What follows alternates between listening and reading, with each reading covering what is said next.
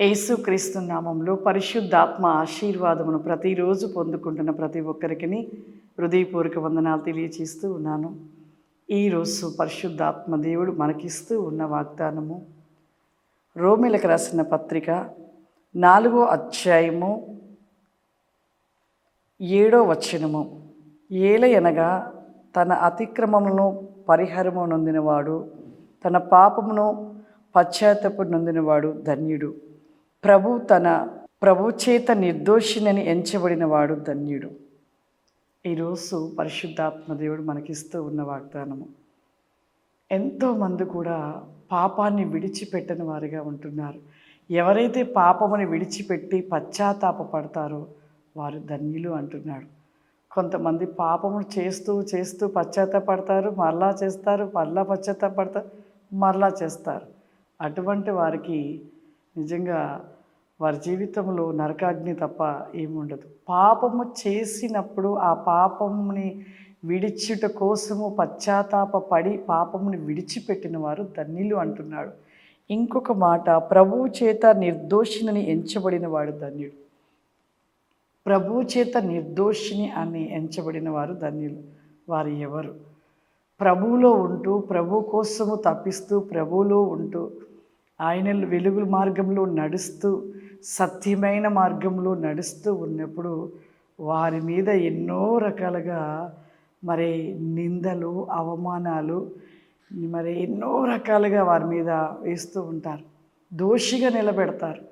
కానీ ఆ యొక్క విధముగా చేసినప్పుడు వారు కొద్దిమంది ఏం చేస్తారంటే, ఎన్ని దేవుళ్ళో ఉన్నప్పుడు ఎన్ని పడుట కంటే వెనకకు వెళ్ళిపోతే బాగుంటుంది అనుకుంటారు.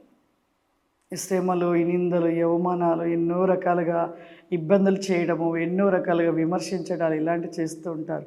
దోషిగా నిలబెడుతూ ఉంటారు. కానీ ఈ లోకంలో దోషిగా నిలబడిన నిజముగా మన మనస్సు మనం ఏ విధంగా ఉంటున్నామో దేవుని యందు నిర్దోషిగా ఉన్నవారు ధన్యులంట. ఆయన ఎడల ఏ విధమైన ప్రేమ, సత్యాన్ని కలిగి, యథార్థతను కలిగి దేవుని కోసమే నిలిచి ఉన్నవారు ధన్యులు. ఈ లోకంలో ఎన్నో రకాలుగా ఎన్నో అబద్ధాలు అనేకమి కలిగించి అనేక విధముగా ఎంతోమందిని విమర్శలుగా చేస్తూ ఉంటారు. కానీ వాటిని చూసి అస్సలు భయపడద్దు, వెనక అడుగు వెయ్యొద్దు. ఎందుకు అంటే మనము దేవుని చేతిలో ఉంటున్న వారము, ఆ శక్తివంతుని చేతిలో ఉన్నవారము. ఎన్నో ఇటువంటివి వచ్చాయనేసి వెనక అడుగు వేయవద్దు. మనుషులకు ఎప్పుడు భయపడద్దు, దేవునికి భయపడాలి, దేవునికి లోబడాలి, దేవుడు చెప్పిన రీతిగా నడుచుకోవాలి. ఆయన ఎడల మనం యథార్థత, నీతి, సత్యాన్ని కలిగి క్రీస్తు వలె మనం నిలిచి ఉన్నప్పుడు ఇటువంటివి ఎన్నొచ్చినా ఏమీ కాదు. ఎందుకు అంటే మనం నిర్దోషులమని దేవుడు తెలుసు.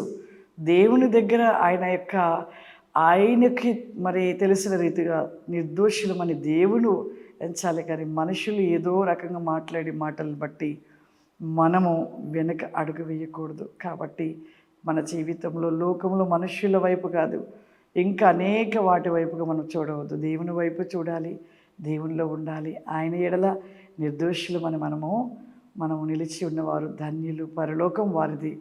ఆయన ఆ యొక్క పరలోకంలో వారికి ఎంతో గొప్ప సన్మానాన్ని, ఎంతకంటే వారిని బట్టి దేవుడు సంతోషించి తీర్పు దినములో వారిని దేవుడు అందరి ఎదుట సత్కరిస్తాడంట. ఆ విధమైన గొప్ప బిరుదును మనం పొందుకునే వారిగా ఉండాలి. ఆ విధంగా ఉన్నప్పుడు దేవుడు ఆశీర్వాదాలు కూడా మనం పొందుకుంటూ ఉంటాము. ప్రార్థన చేసుకుందాం. సర్వశక్తివంతుడా, దయగల తండ్రి, నీకు వందనాలు చెల్లిస్తూ ఉన్నాను ప్రభువా. ఈ యొక్క దినము నాయన, ఈ పరిశుద్ధాత్మ ఆశీర్వాదమును ఎంతమంది ప్రభువా చూస్తూ పొందుకుంటూ ప్రతివేకంగా ఉంటున్నారు. వారిపైన మీ ఆత్మవేకమైన శక్తి చేత రికాస్టి ఖావా షూరిల రామ్దిరి కావరిమా, మీ బలమైన అభిషేక వృత్తి క్రాస్టి ఖమా షూరిల రస్తి ఖమాందర్ వెన్ మై సోబ్లి స్టాండ్ బికాస్ మీరు కృపాశీర్వాదముల చేత నింపమని యేసు నామమున నడుస్తున్నాను తండ్రి. ఆమేన్. God bless you. దేవుడు మిమ్మల్ని దీవించును గాక. ఆమేన్.